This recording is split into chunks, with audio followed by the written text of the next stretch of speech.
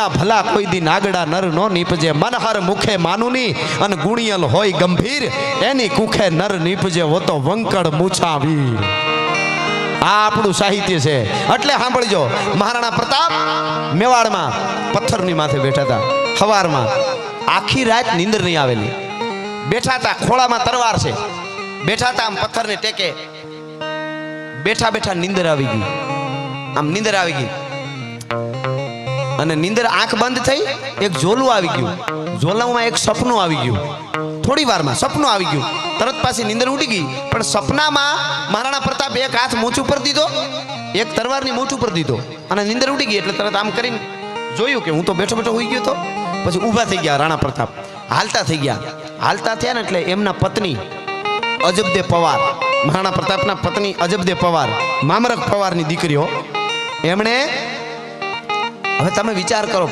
એને વર્ષો કાઢી નાખ્યા જે ચિત્તોડનો ગઢના કાંગરા આજ પણ તમને જોવો તો એમ થાય કે આ હા હા તો એને નહીં થતું એક પિકનિકમાં જઈએ મહારાણા નો કે આ બધું છોડો પિકનિક કરી આવીએ એવું નો કે પણ નહીં મારો શોહર મારો ધરોહર તમે છો તમારા માટે જીવવાય તૈયાર છું મરવાય તૈયાર છું નારી શક્તિ આમ આવડી બેઠા તો ભાગવત હાલે છે તમે કોક દીક સત્યભામા અને દ્રૌપદીનો સંવાદ વાંચજો ખાલી સંવાદ ઘણા બેનું કે ને તમારા ભાઈ મને કાંઈ ખબર નહીં મને મારામાં કંઈ સમજતા જ નથી એ ફરિયાદ તો બેનું નહીં એવો અમુક ફરિયાદ બેનું ની એક વાત તો નીકળે તમારા ભાઈ બુદ્ધિ નહીં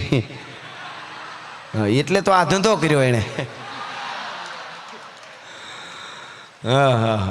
પણ નારી શક્તિ છે સાહેબ હા તો હું ખાલી વાત કરું છું હા એવું કે હોય અને એક બે વસ્તુ માળીની બેનુંની સમજાણી જ નહીં એક માં પોતાના પિયરમાં વાતો કરે એટલી કલાકો સુધી શું કરતા હશે એ તમે કોઈ દી નક્કી જ ન કરી એને માં દીકરી જે વાતે ચડે પછી તો હરાઈ હરાન પરાઈ પરાઓ કઢીમાં કેટલી ચટણી નાખી એ વાતે કરે પાછી પણ ખેર એ બાજુ નથી જવું આપણે મૂળ વાત ઉપર આવી જાવ મહારાણા પ્રતાપને સપનું આવ્યું ઊભા થઈ ગયા હાલતા થઈ ગયા અને એના પત્ની જોઈ ગયા હતા એટલે એને કીધું રાણાજી હમણાં બેઠા બેઠા તમને નીંદર આવી ગઈ કે નહીં એવું લાગ્યું કે હા મને ખબર નહીં આજે પણ નીંદર આવી ગઈ મીઠી તડકી હતી ને તો બેઠા બેઠા પથ્થરને ટેકે આમ જોલું મારી ગયું તો એના પત્ની કે ખાલી જોલું મારી ગયા એટલું નહીં નીંદર આવી એટલું નહીં તમને કંઈક સપનું આવ્યું એવું લાગ્યું કે હા તમને કેમ ખબર પડી કે બસ કે સપનું આવ્યું હોય જે હોય મારે પૂછવું નથી પણ સપનું તમને હમણાં આવ્યું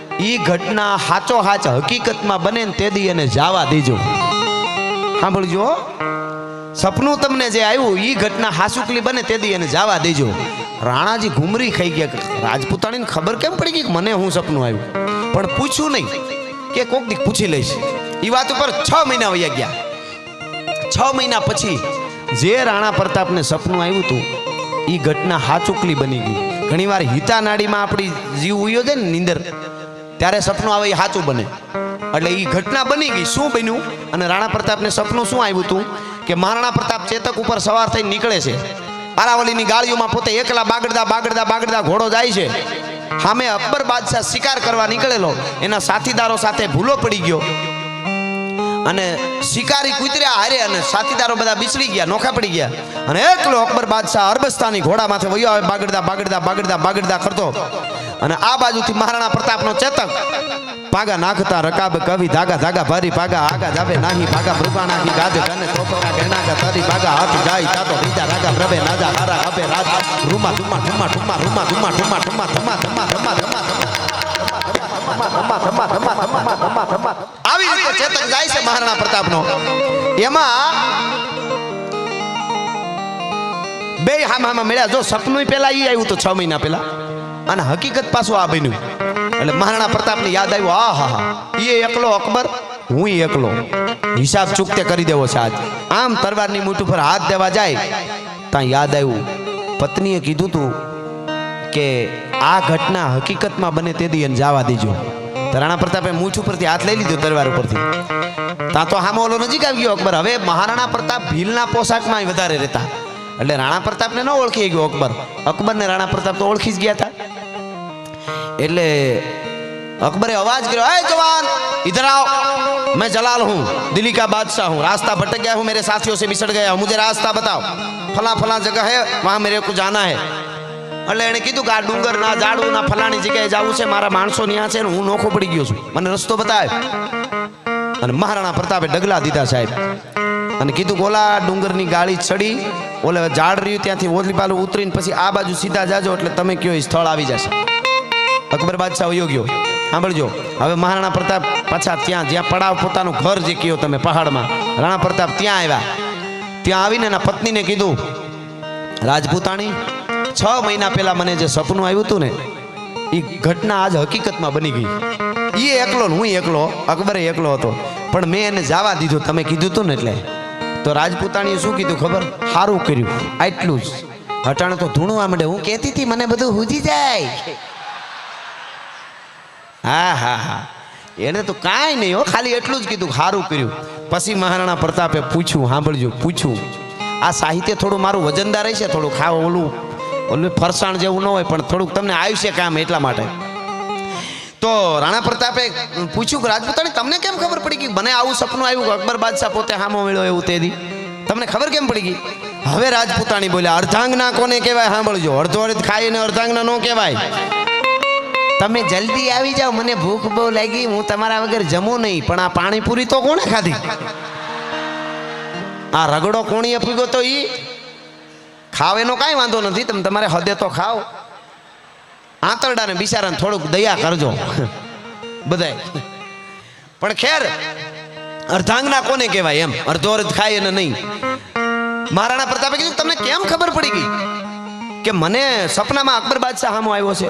અને હવે રાજપૂતાણીએ કીધું, ત્યારે આપણું ખમીર જીવતું રહી. સાંભળજો કે રાણાજી તમે બેઠા બેઠા હોઈ ગયા હતા પથ્થરને ટેકે અને મારી બરોબર તમારા મોઢા ઉપર નજર પડી તો તમે આમ મરકી ગયા, સેજ હસી ગયા, એક હાથ મૂછ ઉપર દીધો, એક તરવારની મૂઠ ઉપર દીધો અને હસી ગયા ને.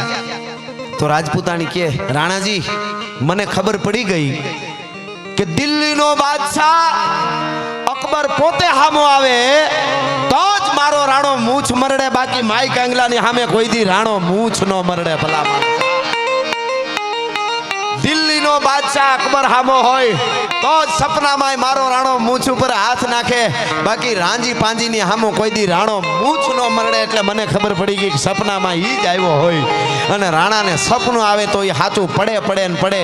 અને તમે ત્યાં એકલો મારી નાખો તો કોકને એમ થાય કે દગો કરીને માર્યો હશે, એટલે મેં ના પાડી હતી કે હકીકતમાં બને તે દી એને જવા દેજો. આ આપણું લોક સાહિત્ય છે ભલા માણસ, આ આપણી વાર્તાઓ છે ને આ આપણી વાતો. શિવાજીએ ઔરંગઝેબની જેલ તોડી શિવાજીએ, અને જંગલોમાં જતા હતા ને કોઈ જંગલ વિસ્તારમાં કોઈ માડી, આદિવાસી માડી કોઈ, અને એના ઝૂંપડામાં ગયા શિવાજી. એટલે કીધું ખાવું છે મારે. એટલે વાહ વાહ, શિવાજીની વાત કરીને શિવાજીના હાલડાની ફરમાઈશ આવી, ખમા તમને. વાહ, ભગતસિંહ, શિવાજી, બાપો બાપો, મજા આવે છે મારો બાપલીઓ, વારી જાઓ તમે આવી રીતે સમજો, તમને આમ થાક વયો જાય કેવા ઠેઠ ઉદય. અને આપણું આ આપણી ધરોહર દુનિયાના ટોચના, સાંભળજો, જેટલા વિચારકો ફરી ફરીને એકવાર કીધું એ પાછું કહી દઉં. એણે એક જ કીધું છે, કોઈ દેશને તમારે રાંકો બનાવી દેવો હોય તો એના યુવાધનને, એનું સાહિત્યને, એના ઇતિહાસ ભૂલાવી દો. કેવડી આપણી ધરોહર ઇતિહાસોની છે, કેવડા કેવડા બલિદાન છે, એમને નથી મળ્યું કાંઈ આપણને. આ એમને નથી, એના પાછળ કેટલા લોહી રેડાણા છે.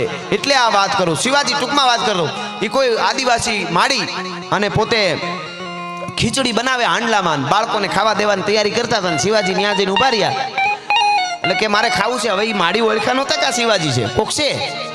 અને શિવાજી ઉભા રહ્યા, ખીચડી ઉતરી એટલે ખાવા આપી શિવાજીને, હાર્યાના બાળકોને બેહાર્યા. એમાં કોઈ ઉતાવળું બાળક ખીચડીમાં, ગરમ ખીચડીમાં હાથ નાખી ગયું, રાડ થયું, મારો હાથ બળી ગયો, હાથ બળી ગયો. એટલે ઓલા ડોસીમાં ખીજાણા કે તું ઉતાવળું છો, બાળકને કે બહુ ઉતાવળો, શિવાજીની જેમ, ખબર વગરનો, શિવાજીની જેમ જ તારું છે, તું હેરાન થવાનો. એને ખબર નહોતી ડોહીમાં કે આ શિવાજી છે. શિવાજી ઊભા થઈ ગયા, એને એમ કે આ માડી શિવાજીનું કેમ મને ઓળખાતો નહીં હોય ને, પણ લાગ્યું નહીં કે ઓળખ્યા હોય એવું, ઓળખ્યા નહોતા. પછી શિવાજીએ પૂછ્યું, માડી આ તમારો દીકરો ખીચડીમાં હાથ નાખી દે, ખીચડીમાં એનો હાથ બળી જાય, દાજી જાય, એમાં શિવાજીનો શું વાંક એમ? તો કે શિવાજીએ ખબર વગરનો ઉતાવળો, ગરમ ગરમમાં પડે છે વચ્ચે, ઠરતું ખાવાનું હોય, અને બાળકે એવો ખીચડીમાં વચ્ચે હાથ નાખ્યો, ઠરતું ખાવાનું હોય બેટા, અને શિવાજીએ પ્રતિજ્ઞા કરી કે માં સાંભળી લ્યો, હું જ શિવાજી છું. હવે મને ખબર પડી ગઈ, ગોરીલા યુદ્ધ કરી અને ઔરંગઝેબની ઊંઘ હરામ ન કરી દઉં તો જીજીબાઈનો જાયો નહીં. આ મારી પ્રતિજ્ઞા છે. આ હા એ વાત છે. અને એ માવડિયું રસ્તો બતાવે તો કોઈ માં બતાવે, કોઈ બેન દીકરી જન્મ માં આપે. પ્રતાપ શિવાજી કોઈ પણ વલ્લભભાઈ પટેલ હોય, કોઈ મહાપુરુષને જન્મ તો કોઈક માં આપે છે ને. જેને ભલિયું વીણના ભલા કોઈ દી નાગડા નર નો નીપજે. એટલે મારે હાલડું હું ગાઈશ, પણ એની પહેલા બહુ જાણીતું ભાગવતનો ખોળો છે. આજે સમગ્ર દુનિયામાં ક્યાંય પણ ડાયરો કહો, મીઠુડી ધરતી, મીઠુડી ધરતી, મીઠુડી મીઠડી, મીઠુડી ધરતી, મીઠુડી ધરતી ના મીઠા ભગવાન, દરિયાના ફળિયામાં મીઠા ભગવાન.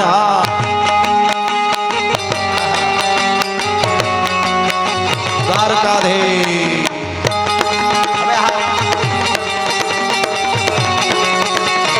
બાપો બાપો બાપો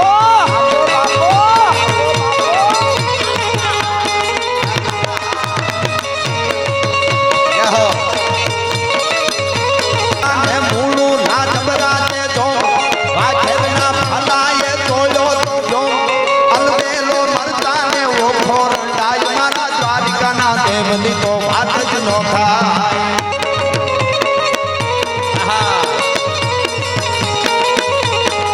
મીઠુડી ધરતી, મીઠુડી ધરતી, મીઠુડી મીઠડી, મીઠુડી ધરતી, મીઠુડી ધરતી ના મીઠા ભગવાન, દરિયાના ફળિયા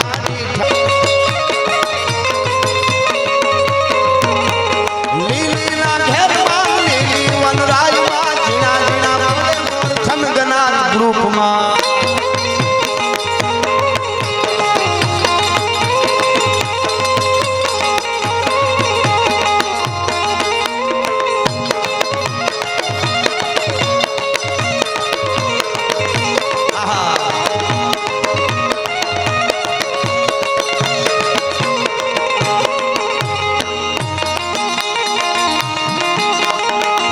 હળવે આવો માડી, ધીમે ધીમે આવો, હળવે હળવે આવો માં, ધીમે ધીમે આવો.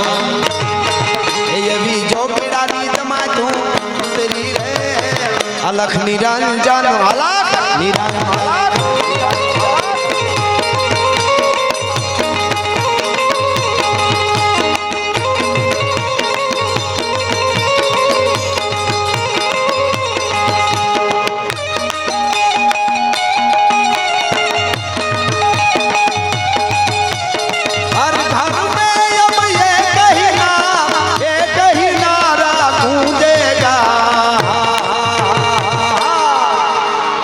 मेरे भारत का बच्चा